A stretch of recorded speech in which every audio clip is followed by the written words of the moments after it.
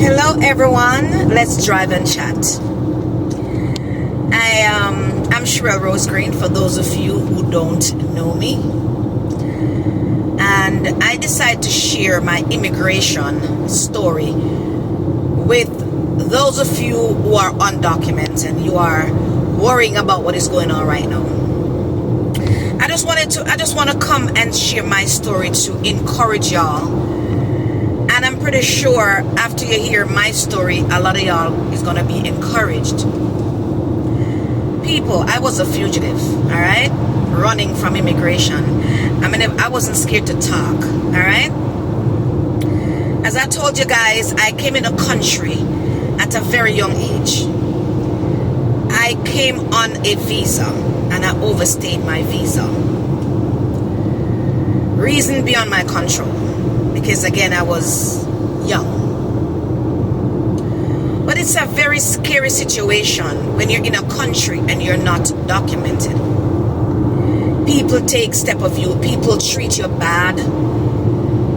The family who you raised together, eat out of the same pot. They're the same when you come into a country.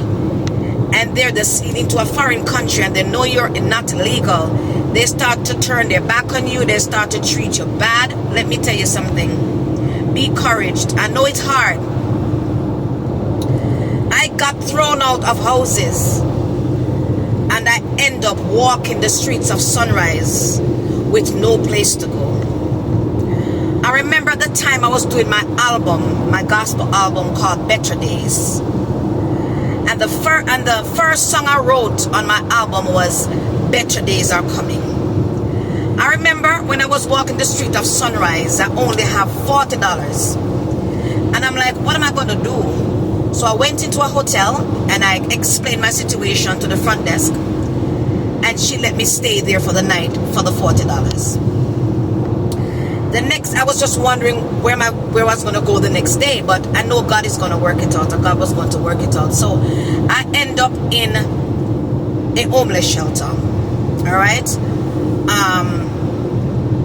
And you know, sometimes God takes you through a process. You know, it's not because you are bad lucked or anything like that.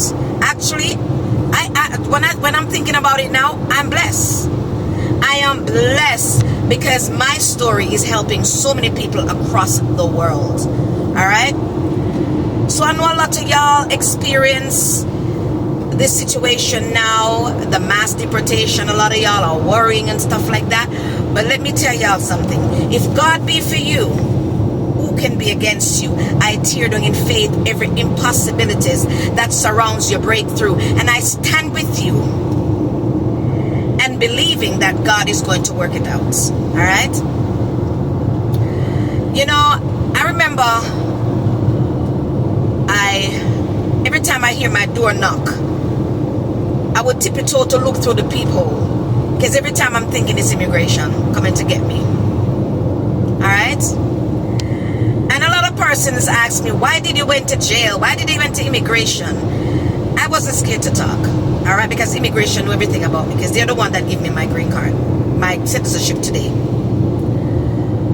My mom passed away, and I was so devastated. I was so hurt, and I'm like, I want to see my mom. I wasn't thinking at the time. I was like, I want to see my mother, because that's the mother who prayed me out of the hospital when I almost lost my life from domestic violence.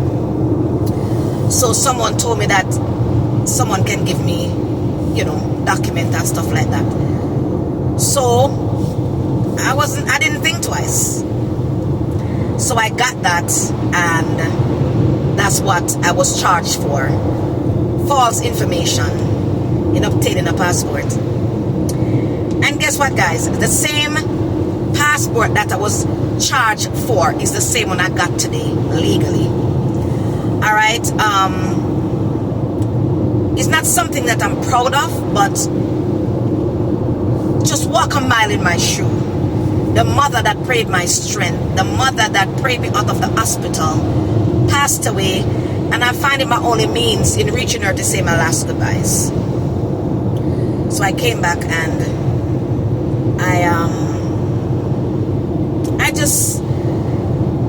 I I went and I applied for the passport. My dad told me that someone got it from the same avenue, you know what I'm saying, and he took me there to get it and to apply for the passport, and that's what happened. But I really think that God set me up, because, and a lot of y'all might think, why God would set you up like that?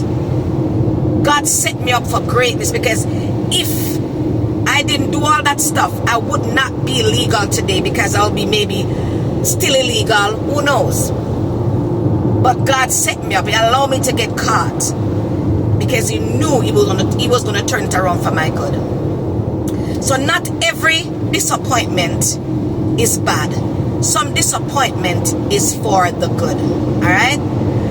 It was very struggling for me. It was very, very devastating. I cried day and night. But I kept hearing the voice says to me that everything is going to be okay. He's going to work it out. So for those of you going through it right now, stay strong and be strong, and know that he is God, and he's God by himself. The situation that landed me my papers was very sad. It was a very, very dramatic situation, but that's what landed my papers, landed me my immigration status today. I'm here to just encourage someone. Don't sit and cry. Don't worry too much. Because when you worry about it, it can give you high blood pressure. You could end up getting a stroke. Just pray and trust God. Because the same God who did it for me will do it for you too. It was very hard for me, you know. It was very hard for me. I end up in an abandoned building with rats and moles and roaches and back and forth homeless shelters and all these things. But I never turned to drugs. I never turned to prostitution. I never do none of that. But I think it's because of my upbringing. My mother taught us how to pray. And my mother always see my mother praying. And I'm glad I didn't grow up rich, because maybe if I'd grown up rich, then I wouldn't be able to sustain myself. But because I grew up poor, I learned I learned how to just, you know what I mean? To accept, you know. My mother taught me how to pray during your storm. So my mother embedded that in me. So I want to just encourage you guys that everything is going to work out. And I have one of the best attorney. As a matter of fact, a lot of attorneys turned me down and said there's nothing they could do for me. But I remember the voice told me to open back that phone book. And when I opened the phone book, the first name I came across was Mr. Cohen. And I called him. After calling 10 immigration attorneys, they turned me down. God sent me back into that phone book. And I called him, and he says, come down and let me see your case and see what I could do. When I walked in there and he evaluated my case, he says, there's nothing we could do. There's nothing, no waiver. And then he asked me if I was ever a victim of domestic violence. And I said, yes, I lost a son from domestic violence. And he says, do you have proof? And I said, yes. I never knew that you could really get your papers, your status, you know, if you're a victim of domestic violence. And I said, yes, I have my son's death certificate. You could call Broward General Hospital and you could get all my records and all that stuff. And he did that, and he applied for a waiver for me, and I got the waiver. And all my charges was dropped, thank God. So I have nothing on my record, no felony charge, nothing. I could go to anywhere, any government job, and they run my record and nothing is there. Jesus dropped the charges because he told me he was going to be my judge, my lawyer, my prosecutor. He has a verdict in his hands, and he has a final decision. So it's not what man say, it's what God say. He has the final decision. He was reassuring me that he was working on my behalf. And today I could say, free at last. Free at last. Thank God I'm free at last. 30 years with no papers and fighting deportation for 15 long years. Tears was all I knew. But today the tears I cry is tears of joy. Be strong. Stay strong. Don't let the devil see your tears. God bless you. Don't let the devil